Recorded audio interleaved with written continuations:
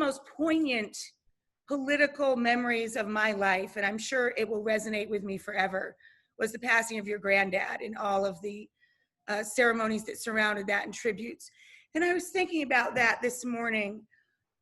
It's sad, you know, loss is sad, but there was so much to celebrate there. And I think of that endless line of service people, as far as the eye could see, lining the road. And all of the people that came out, of course, Republicans and Democrats and many former presidents, sharing warmth and love and the celebration of a life well lived in service. And I long for that. I miss our statesmen and stateswomen could come together and really celebrate each other. And we seem so divided now as a nation. I just wanted your reflection on that.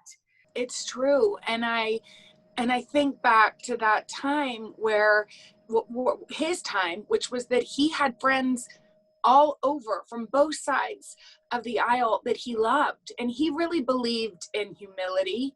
He believed that you give credit to others when, you know, he never would have, ego wasn't a thing for him. Like, he was ambitious. He became president of the United States. You have to be ambitious for that. But he didn't believe in taking credit for things. So to sit and be part of that, to speak at my beloved grandfather's funeral and to look out and to see all of the people who worked with him from both sides there was really beautiful. And then to go down to Texas and we took a train. He always had a dream to take a train to the burial site. I think another former president, I think Truman, did that, and he read it in the history books and thought, gosh, that would be so cool. So we did it.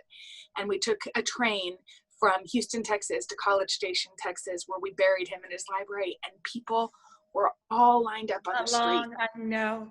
And it was beautiful. It is. So is part of I mean, this book just came out, it was the 8th, right? September 8th. Yes. So is part of the purpose or the timing of this at all mindful of where we are and hopeful of bringing us to that level of humanity?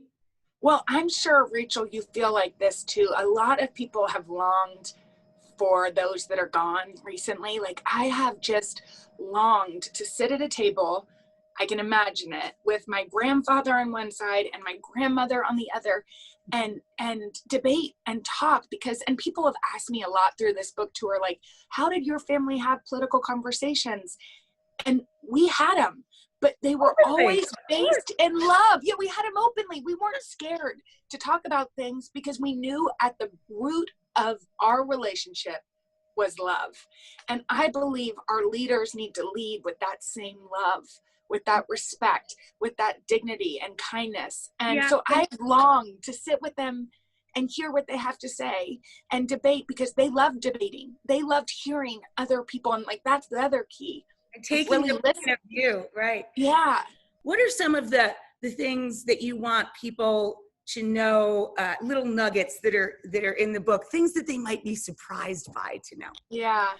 Well, I mean, that's one of the things that I was just so grateful for, is that I did get these many relationships with my grandparents. I mean, I am so incredibly lucky that I got them into my 30s. So they got to see me as the little chubby third grader, you know, who they needed to reprimand. And then later as the chubby teenager who they also needed to reprimand. And they got to watch me walk down the aisle. They got to meet my babies.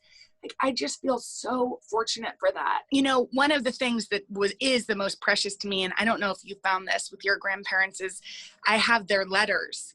I have all the letters my grandparents wrote me. And that generation wrote, you know, because many of them were in World War II, and it's how they communicated. I love to save any handwritten note I get. It just means so much to me. And I think it's something that is a fun family project, to write for another. Have to write you a lot of love letters. Tell him to get on.